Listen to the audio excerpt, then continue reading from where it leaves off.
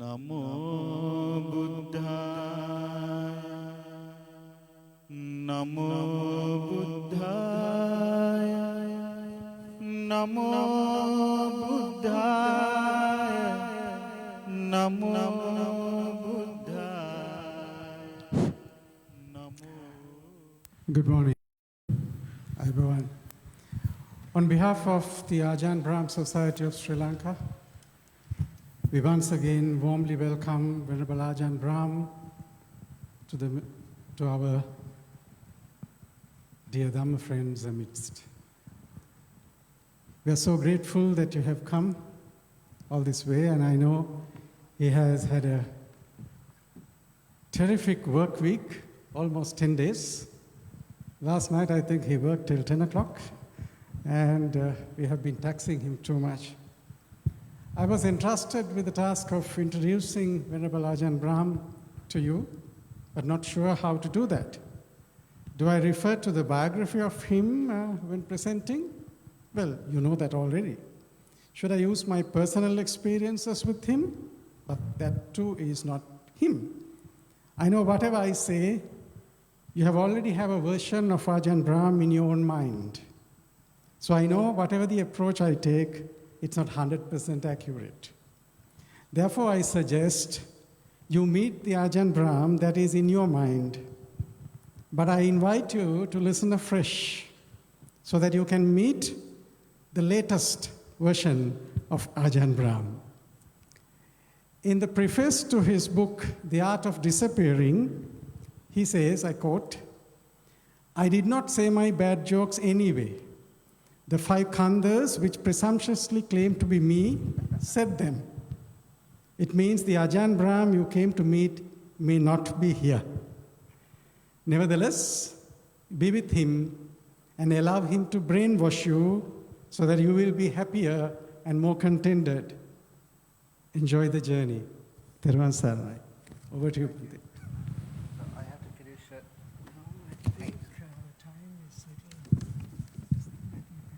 Okay. So I apologize for coming in a bit late because of the rain. Even the rain, many of you got wet. Please don't look at it as getting wet. Look at it as being blessed by the heavenly beings above BMICH. You can always look at anything in a positive way instead of always being critical. And that is one of the reasons why when we develop a positive attitude in our life, our meditation becomes so much easier and our happiness increases. I've been here in Sri Lanka only, 8 days? 9 days? But you're reminded just how beautiful this country is. Because I am visiting, it's like seeing the country with fresh eyes and seeing all the incredibly wonderful people. I mean, even some of the soldiers, the police, guarding this place. You smile at them and they give this big, toothy smile back. You must have some very good dentists in Colombo.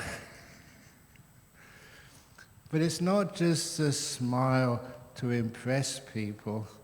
The smile is coming from an inner state of happiness. If any of you ever look at the Dhamma Sutta, that's in the middle length sayings of Majjhima Nikaya, you'll see there the story of the king Pasenadi going to visit the Lord Buddha. And when the king started talking to the Lord Buddha asked, "Why do you like coming to this monastery so often?" And one of the reasons was, the king said, "Because when I come into this monastery," that was a famous Jetavana monastery, "when I come in here, the monks are always smiling and happy." I'm looking at the monks in front of me now. That's better. You're smiling. And the Buddha replied, yes, great king. That's what you can expect when the monks are cultivating meditation and where they're gaining great insights, that they are smiling more. And that's one of the reasons why I was interested enough to become a Buddhist monk and to meditate more deeply. Now, of course, many people in Sri Lanka and other places have this misconception that meditation is difficult. No. If it's done correctly, meditation is one of the easiest and pleasant things you could ever do. So much so that we do teach it in schools. So much so that I learnt it when I was a teenager. So much so that learning it as a teenager had enormous benefits, such as when I went to university, and my field of study was theoretical physics, incredibly small and the huge parts of our universe. And when I had to do an examination, a final examination in theoretical physics to get my degree, I thought degrees were really important. I worked really hard. I studied, I revised. If only I had known that I was going to become a monk, I wouldn't have worked so hard. But I never knew that at the time. And in those days, this was Natural Science Tripos, 1972 at Cambridge. We had a series of, it was 12 exams, 12 papers. Monday morning, Monday afternoon. Tuesday morning, Tuesday afternoon. Wednesday, Thursday, Friday, even Saturday. 6 days in a row. 3-hour exam in the morning, hour for lunch, and 3 hours in the afternoon. That was very tough. But I had an advantage. By that time, I knew how to meditate. So during the lunch break, I was a layperson then. I hadn't ordained yet. So being a layperson, I decided not to have any lunch, to have a big breakfast, a big meal in the evening, but lunch hour, I went back to my room to meditate. That was a brilliant thing to do, because what happened? You've just finished an exam in, say, quantum mechanics in the morning, which is pretty tough. And you have the hour free time before the next exam on astrophysics of the galaxy or something. And that hour in between, I went to my room, sat down on a cushion, and meditated. And this is what happened every lunchtime. As soon as I closed my eyes, I started to think about the morning exam, which I'd just completed. This was important. Did I answer the questions correctly or not? And of course, it's easy to say, the morning exam is finished. It's done. You can't change it now. Right or wrong, it's fixed.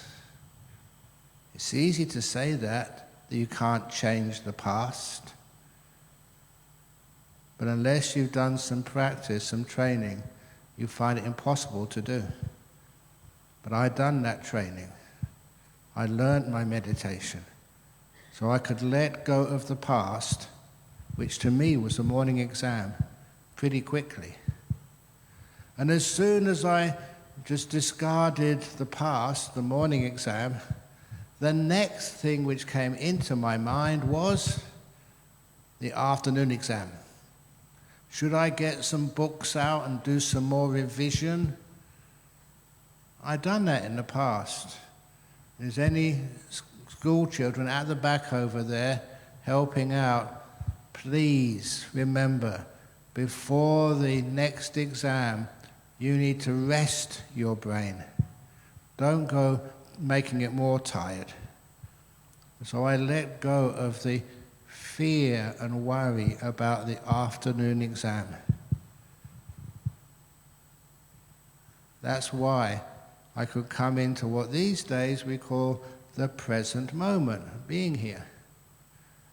And as soon as I got into the present moment, I had a shock, because I found out that I was shaking.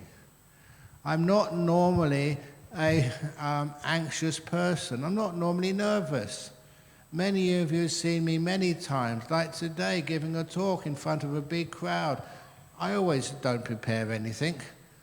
I relax. Many people say that's the most nervous and frightening thing you can ever do, to give a public talk. I remember even one of the first times I came here to give a public talk, somebody told me they'd put it on live TV nationwide here in Sri Lanka. Imagine doing that. You're on live TV. You make one mistake and you're in big trouble. And no preparation, no training. You just go up there, relax, and teach. So anyway, I never was a nervous person, I thought. But now, when I was going to do the afternoon exam in half an hour, it's obvious you would be a bit nervous and anxious. But once I saw myself shaking, it was pretty easy to relax your body, so all that shaking stopped. Later on in this talk, I hope to show you, or actually at least to indicate to you, how when you do learn how to meditate, that increases your health enormously. The power of meditation on your physical health is something which here in Sri Lanka is not used enough. I'll come on to that later. But anyway, I could relax my body. And after relaxing my body, the last thing I noticed in only half an hour's meditation was my brain. It was exhausted. You'd done a 3-hour exam on some deep part of physics. You put all your energy, effort, mindfulness, energy into doing this. Of course you would be tired. And so when I saw how exhausted my brain was, then I knew I could just stay with it with what these days I call kindfulness. Being aware of how I felt inside and just being kind to it. Like a mother who is with a sick child, and the mother's smile and kindness means the child doesn't feel any fear, can relax and heal. My mindfulness was like a mother. It was my brain which was like the child. I needed to heal that child, to bring it up to full energy, which I did every lunch hour. After half an hour of practicing simple meditation of kindfulness, when I came out of meditation and then I went to the examination hall for the afternoon exam, my friends told me this. I wasn't really aware of it. My friends said I was the only student who went into the afternoon exams with a smile on my face. Everyone else was worried. I was smiling. Only afterwards did they tell me that. They said they thought I was cheating. In a way, I was cheating. In a way, I was doing something else no one else knew how to do. how to relax the mind, bring it up to full energy, full power, and then do a good afternoon exam. That's why I did very well. That's why I teach that now to others. The last people I taught that to, interestingly, was the local Jewish school in Western Australia. It's called Carmel School. I knew the rabbi there, and he was a good friend. I don't just hang around with other Buddhists. I think it's important that I get feedback from others. Even nice to see people, not just Theravada nuns, there's many Mahayana nuns here as well. Welcome. And so that when I meet others, I get feedback. And this man became a very good friend, Rabbi Moshe Bernstein. And also, he once asked me, can you please come to our school? The last year in school is doing the important exam, university entrance. Can you please come and teach my students? They're struggling. And of course I did that. And of course I just taught them what I've just taught you. And when I left, a couple of weeks later, I got a letter in the post from the principal of the Jewish school in Western Australia saying thank you. That year, their school came top of all the schools in Western Australia on the basis of their exam results.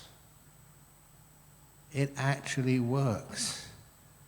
If you are going to perform very harsh intellectual pursuits, you have to know how your brain and your mind work so you can actually reach the highest potential. As a monk, I know how to do that. As a monk, I teach that. In schools, there should be more meditation taught. Doesn't matter if you're Christian or whatever, teach it. This was over 20 years ago, I think more likely 30 years ago, maybe 25.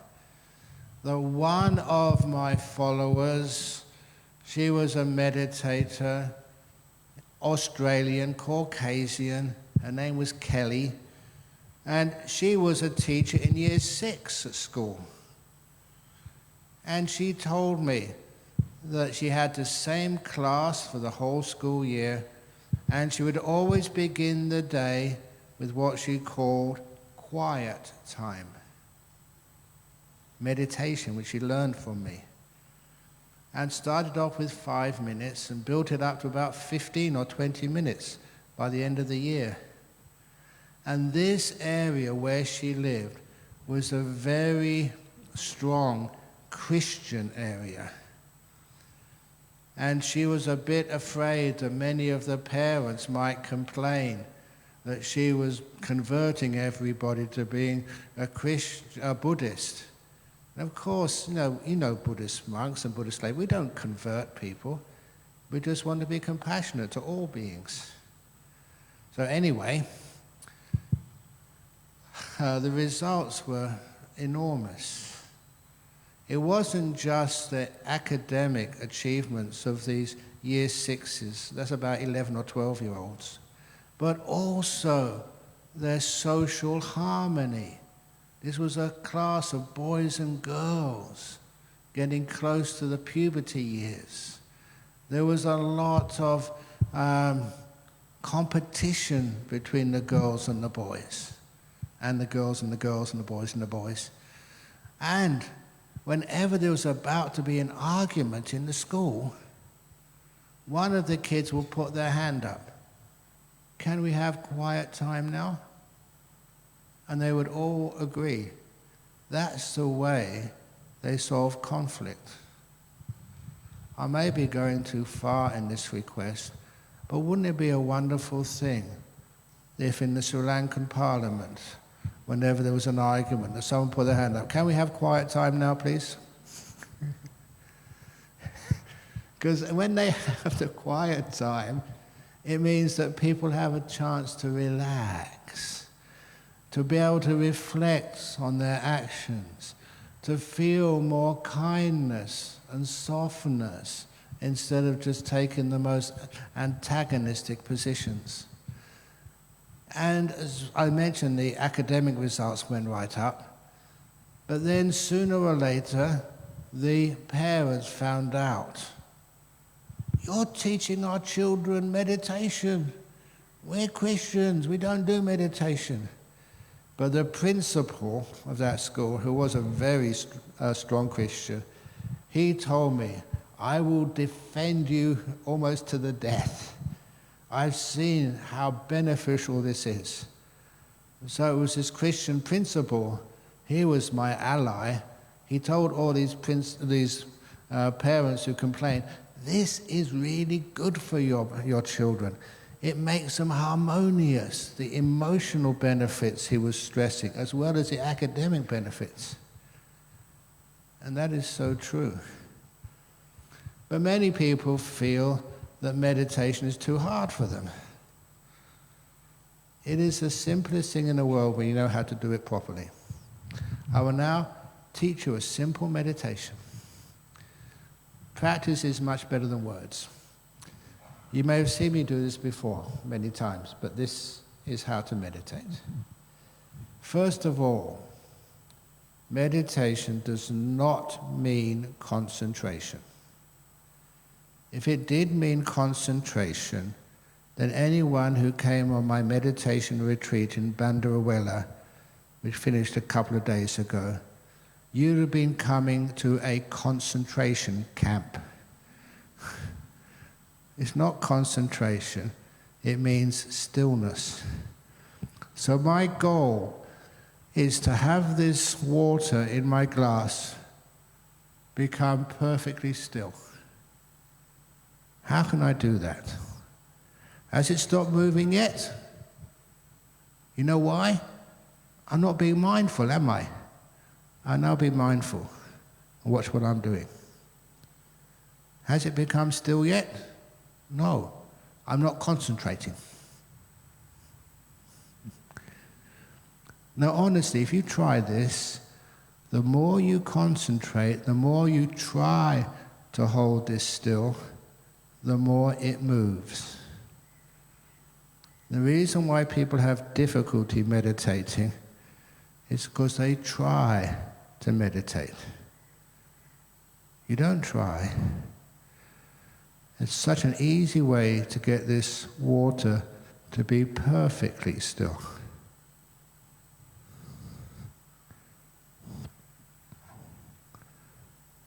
You put it down.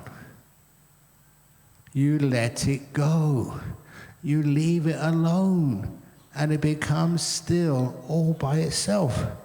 There's no way I could ever hold that water that still. I let go, and it becomes still. Ajahn Chah, my teacher, used to say, when you walk in the forest, you see the leaves on the trees and on the bushes moving. Why are they moving? Because the wind is blowing. As long as the wind blows, those leaves will be moving. When the wind stops, those leaves will still be moving because, it hasn't lost all its energy yet. But when the wind stops, the leaves move less and less and less. Until if the wind stops long enough, the leaves on the trees and the bushes stop moving completely.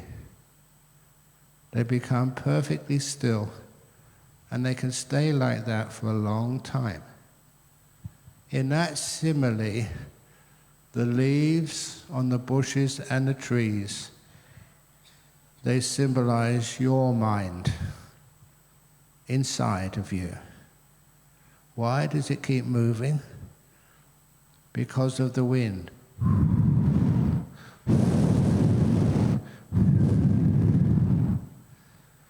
That's only just a little bit of visual effects or sound effects. I try to do the best I can with limited resources, but nevertheless, that means the winds of wanting to be still. Even when I teach a retreat, like a Bandara, there's many of you who are there who are now here today. How many times did I tell you, don't want anything. Don't try to get stillness. Don't try to get deep meditations. Just put it down and let go. Stop the winds of wanting. And then be patient. And you notice that your mind moves less and less and less and becomes still. When I was there, this simile comes up. I never intended to say this, but this is one of the great similes of meditation. Many of you who are Buddhists here really want to become so one. Is that the case? Stream winners? Do you want it? You really want it? If you really want it, you've got no hope. Stop wanting. I will now tell you how stream winning happens. Are you interested? Are you interested? That's better. Audience participation is great, because otherwise you fall asleep. I'm not sure if you're really listening to me. Once there was a donkey, and the donkey was used by a poor person to drag the cart. Sometimes in the cart they had produce, sometimes they had people. But you may know a donkey is very stubborn. I remember as a kid, please excuse me, my mother telling my father, "You're as stubborn as a donkey." So a real donkey, the person who's cruel and not wise, will take a stick and try and hit the donkey to make the donkey pull the cart. That doesn't work. Instead, you take that stick and you tie it to the donkey's neck. So the front of the stick is about 2 foot in front of the donkey's head. And on the end of the stick, you put a string. On the end of the string, you put a carrot. I'm not sure what donkeys in Colombo would like. Maybe, a hopper or something in the morning. You put something on the end of the string which the donkey likes. The donkey will not move because of pain, but it sees something it likes, and the donkey would move right towards it. And when the donkey moves, then the stick moves, the string moves, and the hopper moves as well. That is how they get the donkeys to pull the carts. But do you ever see donkey carts in Colombo anymore? You know why? Because the donkeys learned Buddhism. They found out how to catch that carrot on the end of the string. And what does the donkey do? The donkey keeps moving towards the carrot, running towards the carrot, and you can see the carrot. It's right in front of you. You move towards it, it moves away from you. That's like so one. You can see it seems so easy. You move towards it, it moves further away. But the Buddhist donkey is smart. The Buddhist donkey runs as fast as they can after the carrot, really fast. But the carrot is still 2 foot in front of the donkey's mouth. But then the donkey stops. Do you ever remember how Angulimala became an arahat? He was running after the Buddha, could never catch the Buddha. And Angulimala said to the Buddha, "Stop, stop, monk, stop." And the Buddha said, "I have stopped. You stop." And Angulimala stopped. Just like the donkey stopped. What happens next? The carrot goes further away than it's ever been before. This is where people are not patient enough to allow meditation to do its job. You think it's getting worse. Ajahn Brahm, the Buddha, was all wrong. Be patient, because the carrot goes so far away, 4 foot in front of the donkey. It's never been so far away before. But then the carrot starts coming towards the donkey. All the donkey needs to do is sit there and wait. It swings up, it swings back. Soon it's at its normal position, 2 foot in front of the donkey's mouth. The donkey just waits, because now the carrot is coming towards the donkey. The donkey's not chasing the carrot's coming towards the donkey. And the last thing which the donkey has to remember, as it comes very, very close, the donkey has to remember Maitri, compassion. It's like the donkey has to think, "Carrot, the door of my mouth is open to you. Come in." Have you ever seen how big donkey's teeth are? If the donkey doesn't open its mouth to let the carrot in, it will just bounce off the teeth. That's what you have to do. Open the door of your heart and let the Dhamma in. That's how people become so one. In brief, this water didn't move at all the time I said that talk. Now it's moving again. Why is that? Because so often when people meditate, they say, "It's not still yet." Come on, be still. Look, come and be still. Maybe I should put it over here and it's easier to become still. You still yet? No. Stop interfering. Be patient. Let the mind become still. Don't make the mind become still. So what happens when it does become still? There's an old saying, and it's mostly from Mahayana Buddhism. There may be some reference to this in Theravada as well. They used to say, the best way to see the full moon on a Poya day is when you go up into the mountains and you see the reflection of the full moon in a lake which is perfectly still. The lake becomes like a mirror. There's no ripples on the surface at all. And then you can see a perfect, undistorted reflection of the moon. They say that's the most beautiful way to see it. It's not the aesthetics of that moon. It's the fact that when the lake, the water, is perfectly still, there is no distortion of what you see. It's one of the reasons why the Buddha said, samadhi, stillness, samadhi pachaya yatha bhutayana dasanam. Stillness is the cause for seeing things as they truly are. When the mind is still, you start to see deeply. One of the things which you notice when the mind is still, the clarity of your mind increases. The energy of your mind increases. Mindfulness is a huge thing. It's a product now in the West.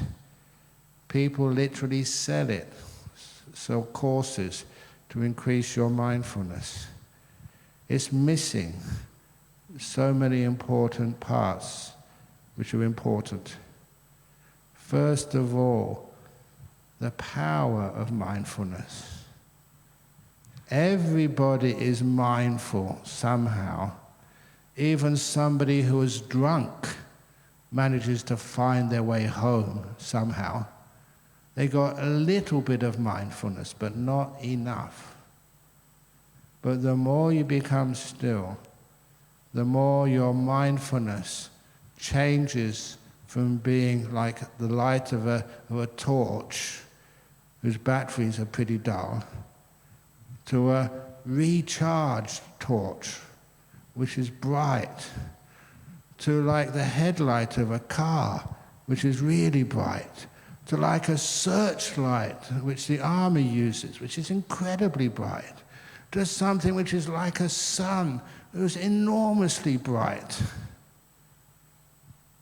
This is an interesting and important part of your mind training. Your mindfulness increases enormously, and you can see things which you've missed before. I like quoting outside of the Buddhist suttas.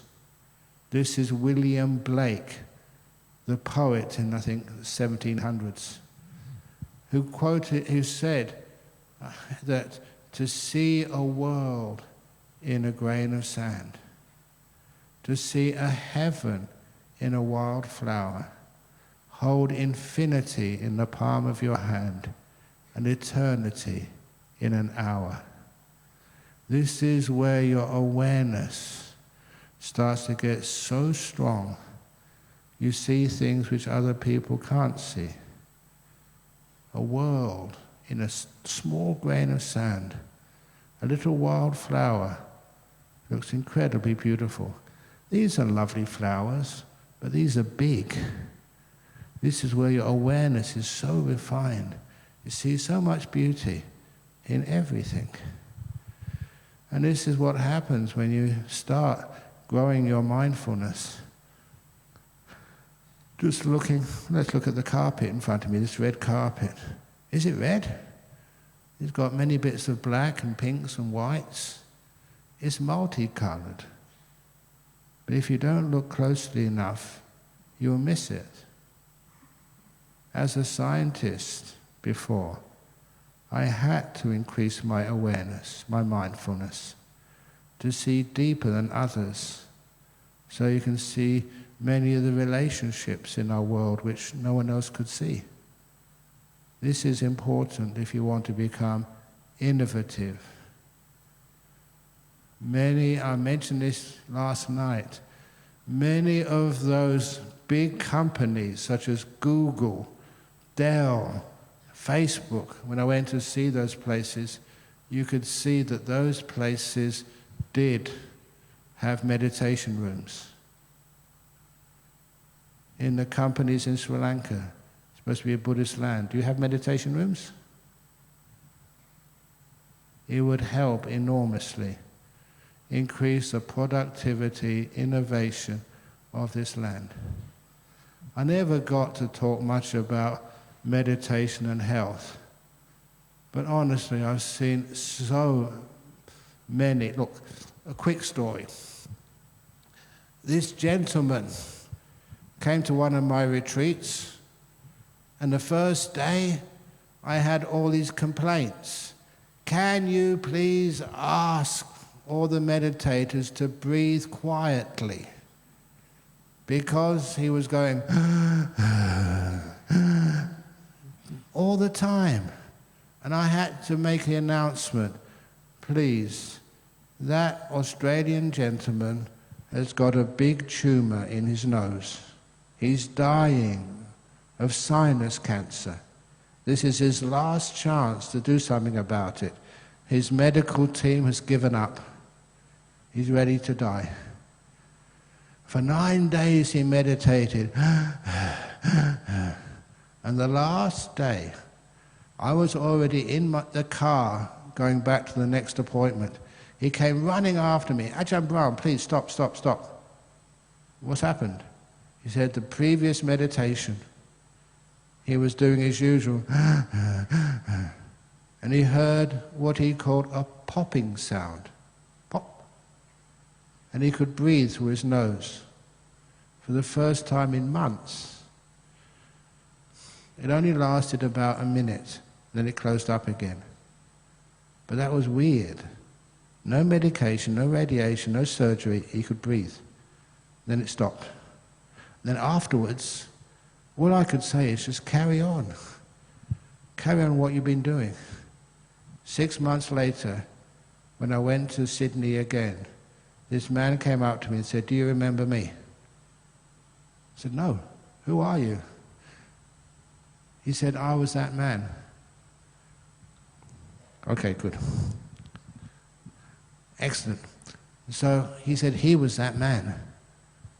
And you know when you see someone dying of cancer and when they're full recovery, they do look very different. That's why I couldn't remember him. He smiled and said he's now in full remission. No cancer left. And he said now he's spending the rest of his life, however long he has, teaching other people how to meditate. It saved his life. And that's one case out of so many I've experienced in the years I've been a monk. Please don't underestimate the power of these meditations. To make the mind peaceful, to make the brain rest, to relax deeply, and then you find you get some health, great energies coming up. I've now been a monk, this is my 49th year as a monk. I haven't been sick for the last 32 of them. No COVID. Even though I'm a bit of a sort of a hypocrite, because I tell everyone, please be positive. Except for when you have a cancer, have a rat test. If you test yourself for COVID, please be negative. That's the one time I encourage negativity. But nevertheless, sometimes you're interested. What is one of the great causes for health? Peace. Peace of mind. Happiness. And don't think, oh, Ajahn Brahm, you're a monk, you don't know any stress. I have so many responsibilities. So many monks, so many temples, so many spiritual director of this, spiritual advisor of that, which I take all seriously. Looking after bhikkhunis, Buddhist nuns. I took that seriously, worked my butt off to make sure that's possible. Worked my butt off to make sure there's forest monasteries and retreat centers in many, many places. I work very hard, but I don't get sick. Why? Because I know how to meditate. Thank you all for listening. So, that's a talk about the heart of Buddhism, meditation. There'll be more talks coming soon. And now I will invite Venerable Dhamma to do a translation into Sinhala. For those of you who don't understand English, or maybe some of the words were a little difficult for you, Venerable Dhamma is a great translator. He works really hard and also does excellent translations. But while he's translating, please stay here. He's only going to do a summary of the talk which I gave. And after this summary, then I go to the next room to do I think it's a guided meditation, isn't it? I believe so, anyway. But okay, where are you going to do the translation from? From up here? Okay, so please don't move. Otherwise, it's disrespectful for Venerable Dhamma. Even if you know the English, you don't need a Sinhala translation. It's a wonderful way for you to do 15 minutes of quiet meditation. Thank you for listening.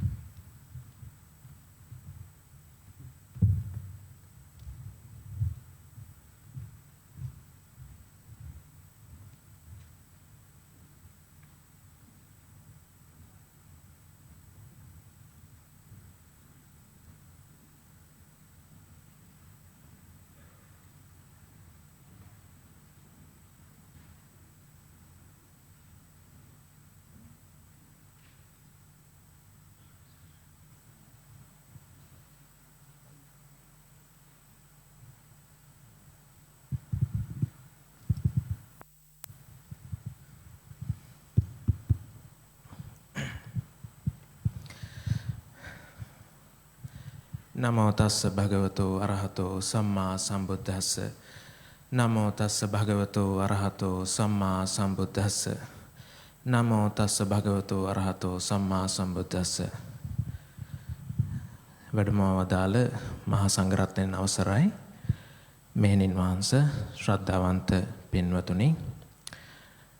එතකොට අද දවසේ අතිපූජනීය Ajahn Brahmavamso ස්වාමීන් වහන්සේ දැන් අප වෙත දේශනා කරපු ඒ දේශනාවේ සිංහල පරිවර්තනයයි කෙටි සිංහල පරිවර්තනයයි දැන් සිදු කරන්න හදන්නේ. එතකොට උන්වහන්සේ අද දවසේ දේශනයට මාතෘකා කරගත්තේ ඒ බුදුදහමේ හදවත භාවනාවයි කියන මාතෘකාව යටතේ උන්වහන්සේ දේශනා කළේ. ඉතින් උන්වහන්සේ ඉස්සල්ලාම ආරම්භ කරේ දැන් අපි මෙහෙට එන වෙලාවේ වර්ෂාවක් පතිත වුණා. ඉතින් ටිකක් කලබලකාරී තත්ත්වයක් ඇති වුණා. ඉතින් අර සාමාන්‍ය පරිදි අපි ඍණාත්මක වෙන්නේ නැතුව ඒ වෙනුවට හිතන්න කියලා කිව්වා. දෙවිවරු අපිට දැන් මේ උඩ ඉඳලා වතුර වක් කරනවා කියලා ඒ විදියට ඒ සංඥාව වෙනස් කරගෙන ඒ විදියට සතුටු විදියට ඒ ගැන සලකන්න කියලා ස්වාමීන් වහන්සේ ඒ විදියටයි ආරම්භ කරේ. ඉතින් ස්වාමීන් වහන්සේ ඉතින් බණ්ඩාරවල වැඩසටහන අවසන් කරලා කොළඹට වැඩි. ඉතින් දැන් සතියකට අධික කාලයක තිස්සේ ලංකාවේ ස්වාමීන් වහන්සේ දැක්කා කියලා කිව්වා. ලංකාවේ අයගේ ඒ සිනාමුසු මුහුණ ඒ සිනහව. ඉතින් උන්වහන්සේ ඒකම මුල පෙරුවා. ඒ බුදු පියාණන් වහන්සේගේ ඒ ධම්මචේතිය සූත්‍රය කියලා එක සූත්‍ර දේශනාවක ඒ පසේ නදී කෝසල රජතුමා ඇයි ආරාමයට එන්න කැමති වුණේ බුදුහාඳුරු මුණ ගැහිලා ඒ විදියට ඒ කතා බහ කරන්න රජතුමා එන පුරුද්දක් තිබුණා. එතකොට ඒ රජතුමා කියලා තිබ්බේ බුදු පියාණන් වහන්සේ අහපුවාම ඇයි ඔබතුමා එන්නේ කියලා. ඒ රජතුමා දකිනවා ඒ ආරාමේ සංඝයා වහන්සේලා හරිම සතුටින් සිනාමොසු මොහොනින් ඉන්නවා කියලා. ඒක රජතුමාගේ සිත් ගත්තා කියලා ඒ විදිහට රජතුමා කියලා තියෙනවා. එතකොට බුදු පියාණන් වහන්සේ ඒක අනුමත කරා කියනවා. ඔව් ඒක ඇත්ත. රජතුමනි ඒ සංඝයා වහන්සේලා භාවනා කරනවා නම් එතකොට ඒ භාවනා කරද්දී ගැඹුරු භාවනාවන් ලබනවා. ඒකම මේ විදර්ශනා ඒ අනිකුත් අවබෝධයනුත් ලබනවා කියලා ඒ විදිහට ස්වාමීන් වහන්සේ බුදු පියාණන් වහන්සේ දේශනා කළා තිබුණා. ඉතින් ওই විදිහට ස්වාමීන් වහන්සේ ඉන් පස්සේ භාවනාව කියන එක ලේසි කරන්න කියන එක උන්වහන්සේ උත්සාහ කරා ඒත්තු ගන්නන්න අපිට. ඉතින් ඊන් පස්සේ ස්වාමීන් වහන්සේගේ ඒ ගිහි කාලයේ අත්දැකීමක් විස්තර කරා. උන්වහන්සේ ඒ කේම්බ්‍රිජ් සරසවියේ ඒ සෛද්ධාන්තික භෞතික විද්‍යාවට ඒ ඉගෙනගෙන ඊන් පස්සේ විභාග වලට ලියද්දී ඒ කොච්චර විභාග එක දවසේ උදේ හවස ඒ විදිහට විභාග යකට ලියනකොට කොච්චර ඒක ආතතිකාරී දෙයක්ද කියන එක උන්වහන්සේ විස්තර කරා. ඉතින් එතනදී උන්වහන්සේ ඒ ලැබිච්ච ඒ අතරමැදි විවේකයේදී ඉක්මනින් උන්වහන්සේ මුකුත්ම කෑමක් ගත්තේ නැහැ කියලා කිව්වා. කෙලින්ම භාවනාවයි කරේ කියලා කිව්වා. එතකොට ඒ භාවනාව කරද්දී උන්වහන්සේට ඒ ඉස්සල ලිව්ව ඒ පේපර් එක ගැන අමතක කරලා ඊළඟට ලියන්න තියෙන පේපර් එක ගැන අමතක කරලා මේ මොහොතේ ඉඳගෙන ඒ තමන්ගේ තිබ්බ බයවල් ඒ විභාගය සම්බන්ධයෙන් හෝ ඒ අනිකුත් තිබ්බ ඒ බයවල් ඒ විදිහට සංසිඳවා ගන්න ඒක දේ තේරුම් ගන්න උන්වහන්සේට උපකාර වුණා කියලා කියනවා භාවනාව කියන දේ. එතකොට එතනදී උන්වහන්සේට මේ භාවනාව කරනවා කිව්වහම ස්වාමීන් වහන්සේ මතක් කරේ ඒ සතිමත් වීම වගේම කාරුණික වීමත්. මොකද ස්වාමීන් වහන්සේ kindfulness කියලා වචනයක් උන්වහන්සේ හදාගත්තා, coin කරා. ඒ කියන්නේ කාරුණික සතිය කියලා අපිට ඒක පරිවර්තනය කරන්න පුළුවන්. ඒතකොට ඒ කාරුණික සතිය කියන එක උන්වහන්සේ ගොඩක් වැදගත් කියලා කිව්වා. ඉතින් උන්වහන්සේගේ යාළුවෝ හේතුවලු ඒ දවස්වල මේ විභාග ලියනකොට උන්වහන්සේ මොකක් හරි හොර වැඩක් කරනවා කියලා. මොකද ඒ තරමට උන්වහන්සේ නිවි හැනෙල්ලේ නැත්තම් සතුටින් හිටිය මොන දුන්නා විභාගෙට කියලා යාළුවෝ දැක්ක කියලා කිව්වා. ওই විදිහට ස්වාමීන් වහන්සේ තමන්ගේ භාවනාව කොහොමද ඒ අධ්‍යාපන ක්ෂේත්‍රයට කොහොමද අධ්‍යාපන ක්ෂේත්‍රයේ ඉතින් ඒ ළමයින්ට ඒ ශිෂ්‍යයන්ට කොහොමද ඒ දේවල් ප්‍රයෝජනට ගන්න පුළුවන් වෙන්නේ කියලා ස්වාමීන් වහන්සේ බොහෝ දුරට දේශනා කරනවා. ඉතින් එතනදී උන්වහන්සේ කිව්වා ඒ විදිහේ ඉහළ ඒ අධ්‍යාපන ඒ අපේ තියෙන අරමුණු සාක්ෂාත් කරගන්න අවශ්‍ය වෙන තව දෙයක් තමයි ඒ විෂය කරුණු වලට අමතරව ඒ තමන්ගේ සිතයි කයයි කියන දේ තේරුම් ගන්න එක. ඒක කොහොමද අපි ඒක තේරුම් අරගෙන ඒක দমনය කරගන්නේ? ඒක කොහොමද අපිට ඒ හොඳට ප්‍රයෝජන ගන්න කියන එක හරියට තේරුම් ගන්න ඕනේ කියලා ස්වාමීන් වහන්සේ මතක් කරා. ඉතින් එතනදී ස්වාමීන් වහන්සේ තවත් කාරණයක් කිව්වා. ඒ වතුර වීදුරුවේ උපමාව ස්වාමීන් වහන්සේ පෙන්වලා දුන්නා. වතුර වීදුරුවක් අතර අරගෙන එතකොට ස්වාමීන් වහන්සේ කිව්වේ භාවනාව කියන එක සිත අපි දැන් සාමාන්‍යයෙන් එකඟ කිරීම සිත එකඟ කිරීම වගේ තේරුමක් ගන්නවා. ඒ කියන්නේ අපි ඒක ස්වාමීන් වහන්සේ අල්ලලා පෙන්වනවා වගේ වතුර වීදුරුව ඒක අල්ලගෙන පාලනය කරන්න උත්සාහ කරනවා. අපි බලනවා ඒක නිශ්චල කරන්න, එකඟ කරන්න. ඒ වෙනුවට ස්වාමීන් වහන්සේ කැමති පරිවර්තනය ඇවිල්ලා සාමාන්‍යයෙන් ඉංග්‍රීසි පරිවර්තනය ඇවිල්ලා stillness කියන දේ. ඒ කියන්නේ නිසල වෙනවා කියන අදහස. ඉතින් එතකොට වතුර වීදුරුව අත්හැරලා බිමින් තිබ්බහම ඒක ඉබේ නිසල වෙනවා වගේ ඔබටත් ස්වාමීන් වහන්සේ මතක් කරේ ඒ භාවනාව කියන දේ කරන්න හදන්න එපා. ඒකට වෙන්න ඉඩ අරින්න කියලා නැත්නම් අත්හරින්න කියලා ස්වාමීන් වහන්සේ මතක් කරා. ඉන්පස්සේ ස්වාමීන් වහන්සේගේ ගුරු ස්වාමීන් වහන්සේ අජාන්චා ස්වාමීන් වහන්සේගේ උපමාවක් ස්වාමීන් වහන්සේ දැක්වුවා. ඒ උපමාවේ හැටියට ගහක කොළ තියෙනවා. ඒ ගහේ කොළ හෙලවෙන්නේ හුළඟ නිසා.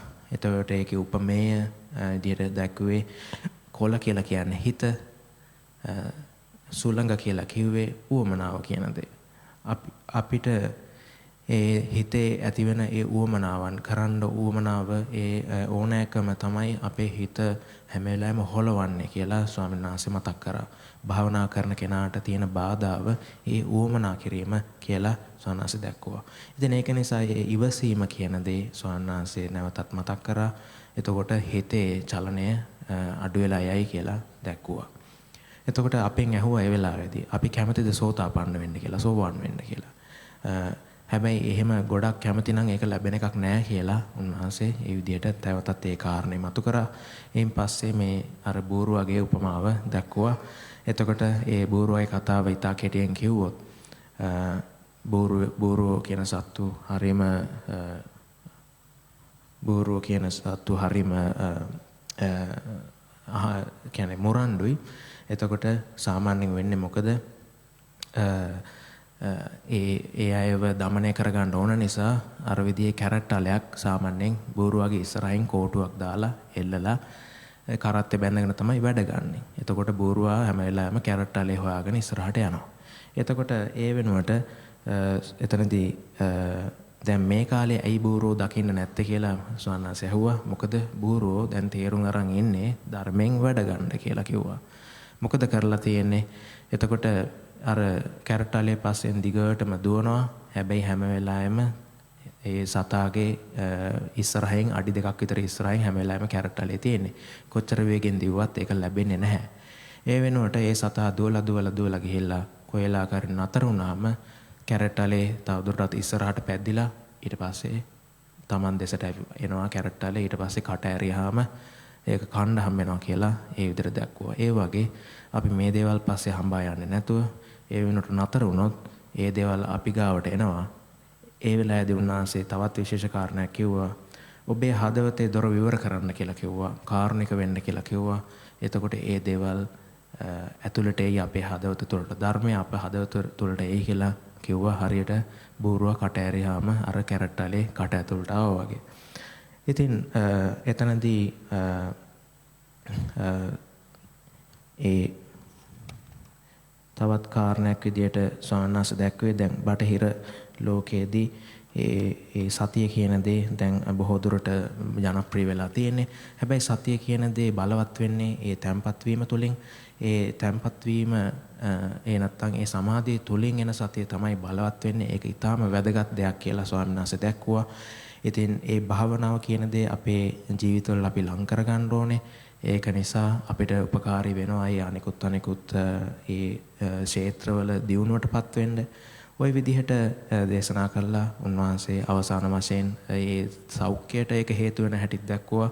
ඒ භාවනා යෝගීන් ඒ උන්වහන්සේ සමග භාවනා කරපු අය ඒ කොහොමද ඒ සමාල්ලාවට ඒ පිළිකා වගේ අසනීප වලින් පවා ඒ තත්වයන් සමනය කරගත්ත හැටි ස්වාමීන් වහන්සේ විදිහට ඒ කතාවක් දැක්වුවා. ඉතින් ඒ විදිහට ස්වාමීන් වහන්සේ අවසාන කරා දේශනාව ඒ භාවනාවේ තියෙන බලය කවදාවත් අව탁සේරු කරන්න එපා. ඒක අපි හිතනට වඩා ඉතා බලවත් කිව්වා. ඉතින් ඒ ස්වාමීන් වහන්සේ කිව්වා ඒ වෙලාවේදී ස්වාමීන් වහන්සේගේ පැවිදි දිවියේ දැන් 49 අවුරුද්දක් ඒකෙන් 32ක් උන්වහන්සේට මතකයක් නැහැ කියලා කිව්වා අසනීප වුණා කියලා. ඉතින් උන්වහන්සේ කල්පනා කරපුවාම උන්වහන්සේ ඒකට හේතු විදිහට දැක්ුවේ ඒ හිතේ තියෙන ඒ සාමය, ඒ ගැඹුරු භාවනා කරන්න පුළුවන්කම, ඒ සතුට කියන එක තමයි ඒකට රහස කියලා කිව්වා. ඒ වගකීම් මේ හැම දෙයක්ම තිබියදී උන්වහන්සේ ඒ විදිහට ඒ සාමයටපත් වෙන්න දන්නවා කියලා ඒ විදිහට දක්වලා අපිටත් ඒ භාවනාවේ ඒ සාමය ඒ විදිහේ හොඳ ප්‍රතිඵල ළඟා කරගන්න කියලා ඒ විදිහට අපිට යෝජනා කරලා අපිට තව දිර්ගන්නලා අද දවසේ දේශනාව ස්වාමීන් වහන්සේ අවසන් කරා. ඔබ සැමට තෙරුවන් සරණයි.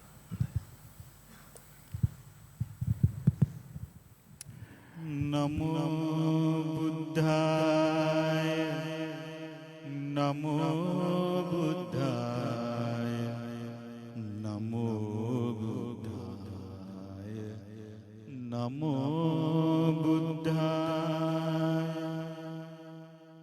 නමෝ බුද්ධාය නමෝ බුද්ධාය නමෝ